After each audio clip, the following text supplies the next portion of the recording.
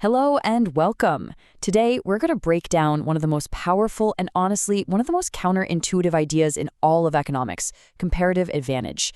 It's the big idea that explains why trade can actually make every single country richer. So, yeah, let's get into it.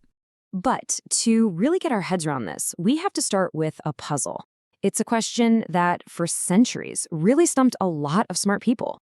Because our gut instinct, well, it kind of leads us down the completely wrong path on this one. And here's that puzzle.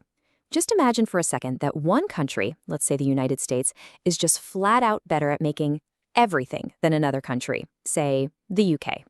They can make more cars, more computers, more everything. Common sense would tell you, well, the US has nothing to gain from trading, right? I mean, why would a world-class surgeon pay someone else to mow their lawn, even if the surgeon is faster at it? Well, it turns out there's a fantastic reason why they should. And the person who cracked this code, who really solved this puzzle, was this brilliant 19th century economist named David Ricardo. He came up with an idea so elegant and so powerful that it's still, to this day, the bedrock of how we think about international trade. And this is it. This is his big idea, the law of comparative advantage. And what it says is actually kind of mind-blowing. It says it doesn't matter if you're the best at everything, what economists call having an absolute advantage.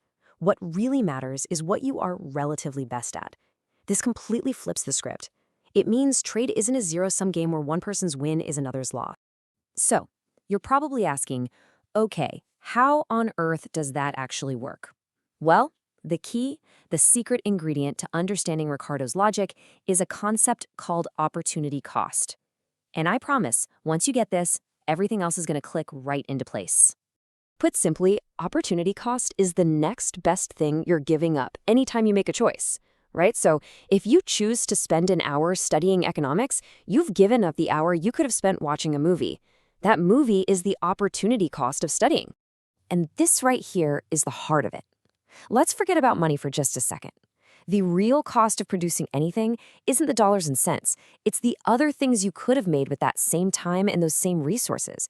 That sacrifice, that's the true cost. All right, let's make this real with a classic example. We've got two countries, the US and the UK, and they're making two things, wheat and cloth. Now, this table shows us what each country could produce if they put all their energy into making just one of those things. So you can see the US is way better at producing wheat, but interestingly, both countries can produce the exact same amount of cloth.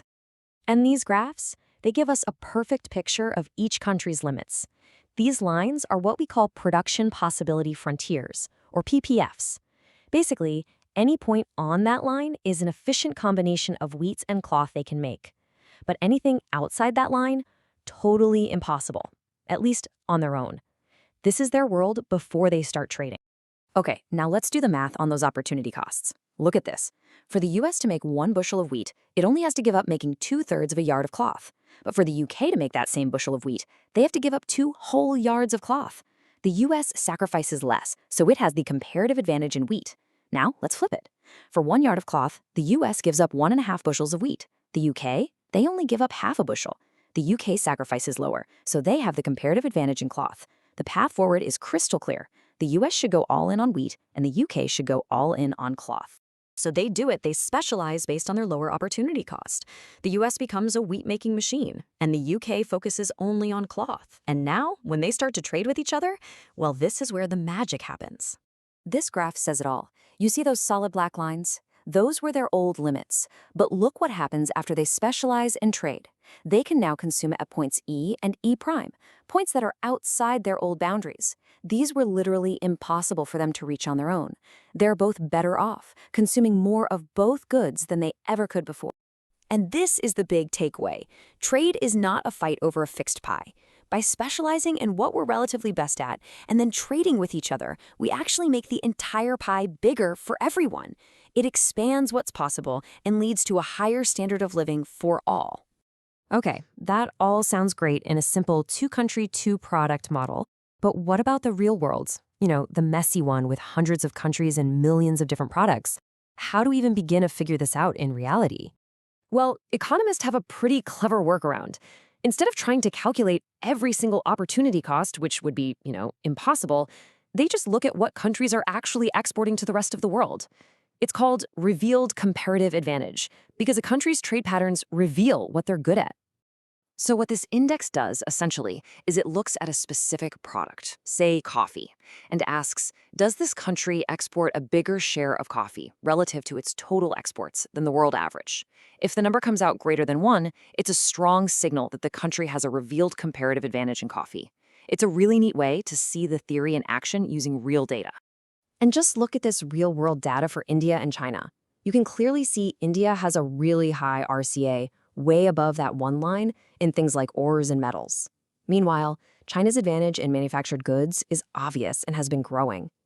These patterns show us exactly where each country's relative economic strengths are, just like Ricardo's theories said they would. All right, we've gone through the core theory, we've walked through a classic example, and we've even seen how it plays out in the real world. So now, it's your turn. Let's see if you can put this powerful idea to work. So have a look at this final puzzle. And as you think it through, just remember the biggest lesson from all of this. Comparative advantage isn't about who can make more of something. It's about who gives up less to make it. Once you truly get that, you'll understand one of the most important ideas in all of economics. Thanks for joining